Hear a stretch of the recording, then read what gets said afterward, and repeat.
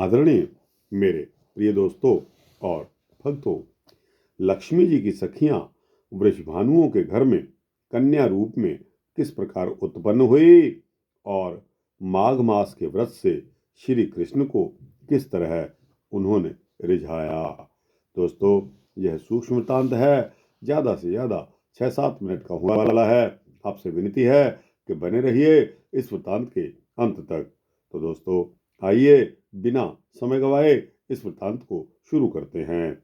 दोस्तों और भक्तों, श्री नारद जी कहते हैं कि हे मिथिलेश्वर, अब दूसरी गोपियों का भी वर्णन सुनिए, जो समस्त पापों को हर लेने वाला, पुण्यदायक तथा श्री हरि के प्रति भक्ति भाव को वृद्धि देने वाला है। हे राजन, ब्रज में 6 वृषभानु उत्पन्न हुए, जिनके नाम इस प्रकार हैं: नीतिवत, मार्गद, शुक्ल, पतंग, दिव्य वाहन तथा गोपेष्ट। ये नामानुरूप गुण वाले थे। उनके घर में लक्ष्मीपति नारायण के वरदान से जो कुमारियां पैदा हुईं, उनमें से कुछ तो रमा बैकुंठ वासिनी तथा कुछ समुद्र से उत्पन्न हुई लक्ष्मी जी की सखियां थी, कुछ अजित पदवासिनी तथा कुछ ऊर्ध्व बैकुंठ लोक वासिनी देवियां थी, कुछ लोकाचल वासिनी समुद्र संभवा लक्ष्मी सहचरियां थी।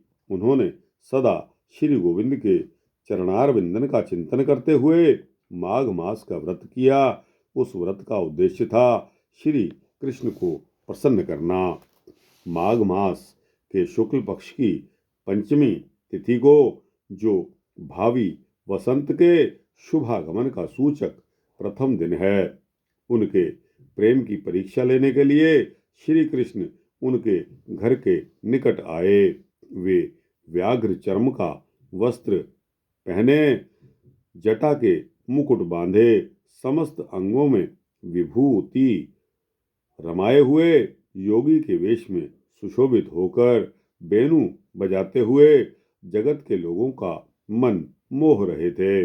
अपनी गलियों में उनका शुभागमन हुआ देखकर सब ओर से मोहित एवं प्रेम विह्वल हुई गोपांगनाएं उस तरुण योगी का दर्शन करने के लिए आईं। उन अत्यंत सुंदर योगी को देखकर प्रेम और आनंद में डूबी हुई समस्त गोपांगनाएं, गोप कन्याएं परस्पर कहने लगी, आपस में कहने लगी। क्या कहने लगी? वो कहने लगी कि यह कौन बालक है जिसकी आकृति नंद नंदन से ठीक ठीक प्रकार से मिलती जुलती है, अथवा यह किसी धनी राजा का पुत्र होगा, जो अपनी स्त्री के कठोर वचन रूपी वाण से मर्म बिंद जाने के कारण घर से विरक्त हो गया और सारे कृत्य कर्म छोड़ बैठा है। यह अत्यंत रमणीय है। इसका शरीर कैसा सुकुमार है। यह कामदेव के समान सारे विश्व का मन मोह लेने वाला है। अहो, इसकी माता, इसके पिता, इसकी पत्नी और इसकी बहन इसके बिना कैसे जीवित होंगी। यह विचार करके सब ओर से झुंड की झुंड ब्रजांगनाएं उनके पास आ गईं और प्रेम से विह्वल तथा आश्चर्यचकित होकर उन योगीश्वर से पूछने लगी। गोपियों ने पूछा कि हे योगी बाबा, तुम्हारा नाम क्या है? मुनि जी, तुम रहते कहाँ हो? तुम्हारी वृत्ति क्या है और तुमने कौन सी सिद्धि पाई हुई है? वक्ताओं में श्रेष्ठ, हमें ये सभी बातें आप बताइए। तब सिद्धि योगी ने कहा, मैं योगेश्वर हूँ और योगेश्वर और सदा मान सरोवर में निवास करता हूँ। मेरा नाम स्वयं प्रकाश है। मैं अपनी शक्ति से सदा बिना खाए पिए ही रहता हूँ। प्रजांगनाओं, परमहंसों का जो अपना स्वार्थ आत्म साक्षात्कार है, उसी की सिद्धि के लिए मैं जा रहा हूँ। मुझे दिव्य दृष्टि प्राप्त हो चुकी है। मैं भूत, भविष्य और वर्तमान तीनों कालों की बातों को जानता हूँ।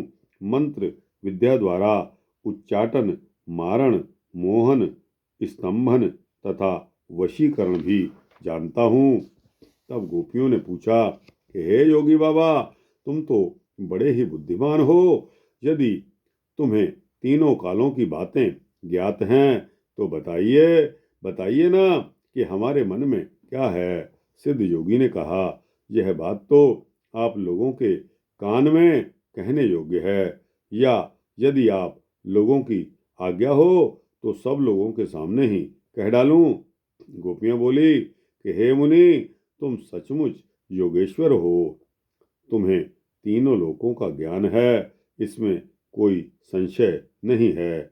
यदि तुम्हारे वशीकरण मंत्र से उसके पाठ करने मात्र से तत्काल से वहीं यहीं आ जाए, जिनका कि हम मन ही मन चिंतन करती हैं, तब हम मानेंगे कि तुम मंत्रज्ञों में सबसे श्रेष्ठ हो।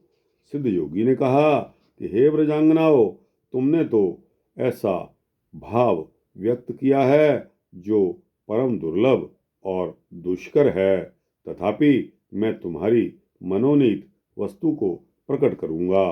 क्यों? क्योंकि सत्पुरुषों की कही हुई बात झूठ नहीं होती। ब्रज की वनिताओं, चिंता मत करो, अपनी आंखें मूंद लो, आपका कार्य अवश्य सिद्ध होगा, इसमें संशय की बात नहीं है। श्री नारद जी कहते हैं कि राजन, तुम श्री नारद जी कहते हैं कि राजन, बहुत अच्छा कहकर जब गोपियों ने अपनी आंखें मूंद ली, तब भगवान श्री हरि योगी का रूप छोड़कर श्री नंदनंदन के रूप में प्रकट हो गए। गोपियों ने आंखें खोलकर देखा तो सामने नंदनंदन सानंद मुस्कुरा रहे हैं। पहले तो वे अत्यंत विस्मित हुई, फिर योगी का प्रभाव जानने पर उन्हें हर्ष हुआ और प्रियतम का वह मोहन रूप देखकर वे मोहित हो गईं। तदनंतर माघ मास के महारास में पावन वृंदावन के भीतर श्री हरि ने उन गोपांगनाओं के साथ उसी प्रकार विहार किया जैसे देवांगनाओं के साथ देवराज इंद्र करते हैं। तो दोस्तों, इस प्रकार श्री गर्ग संहिता के माधुर्य खंड के अंतर्गत श्री नारद बहुलाश्व संवाद में रमा वैकुंठ, श्वेत दीप, ऊर्ध्व वैकुंठ, अजीत पद तथा श्री लोकाचल में निवास करने वाली लक्ष्मी जी की सखियों के गोप रूप में प्रकट होने का आख्यान नामक यह अध्याय संपूर्ण होता है। आपको कैसा लगा? अच्छा लगा हो तो इसको लाइक और शेयर करते हुए दोस्तों, भक्तों, मित्र, जिज्ञासुओं तक पहुंचाना। दोस्तों, कमेंट सेक्शन में अपनी राय अवश्य देना और इस चैनल को आप सब्सक्राइब कर देंगे तो आपको इसी तरह के सूक्ष्म भक्ति वृत्तांत मिलते रहेंगे। जय श्री राधे, जय श्री कृष्णा, जय श्री राधे कृष्णा।